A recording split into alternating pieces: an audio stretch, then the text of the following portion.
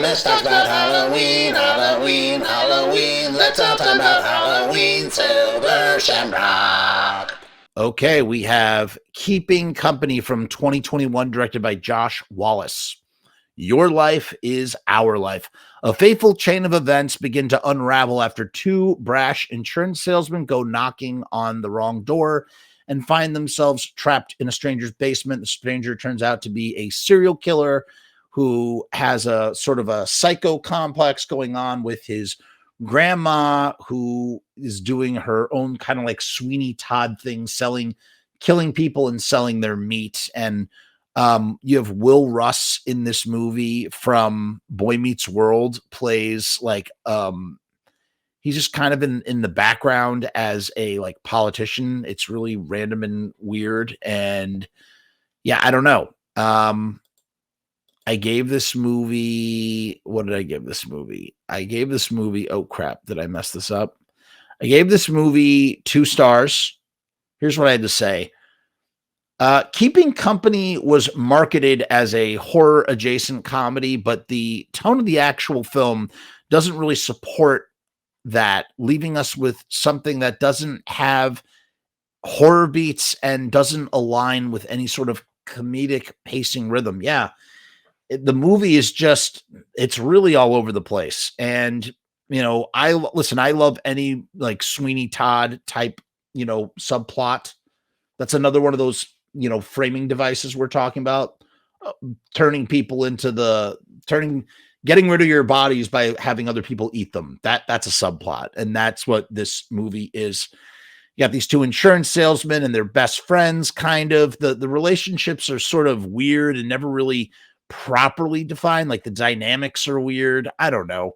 I'm okay with things that are unconventional. Like, I'm all about it. Sorry to bother you.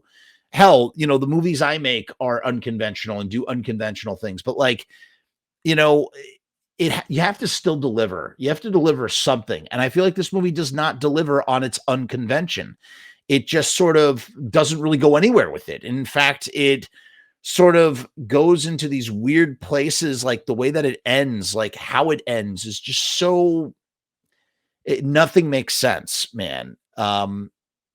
So I said I'd be okay with that kind of unconvention if the story or characters drew me in and had me invested. I found myself neither liking nor hating these characters, the key ingredient being a passion that flows in one direction or the other.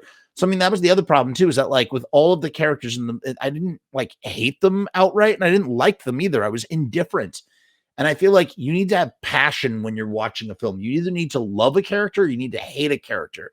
If you don't care about characters, as often is when you're watching a horror film or, you know, some Jason sequel where like everybody is just, you know, machete fodder, like, then it doesn't matter. It doesn't matter what happens to them. There's no stakes. I don't care. And that's kind of like what happened to me in this film. And you know, it's just, it had to do with the tone and it had to do with the agency of the story. It just was slow and just, it didn't work. It didn't work for me personally. Instead, we are left with a very uneven story that takes what conventions it establishes and never goes anywhere with them, as well as leaves us with a weak message that doesn't align with any sort of theme. So like by the end, spoilers, you know, the bad guy wins, but it's not like, it doesn't, I don't know. It just, it was so, it didn't make sense. Nothing made sense in this movie. I watched it on Showtime. It's on Showtime anytime if you want to check it out. Not my personal cup of tea. Like I said, I gave it 2 stars. I did like the cannibal elements. I thought that was interesting. And yeah, that's all I'm going to say about that.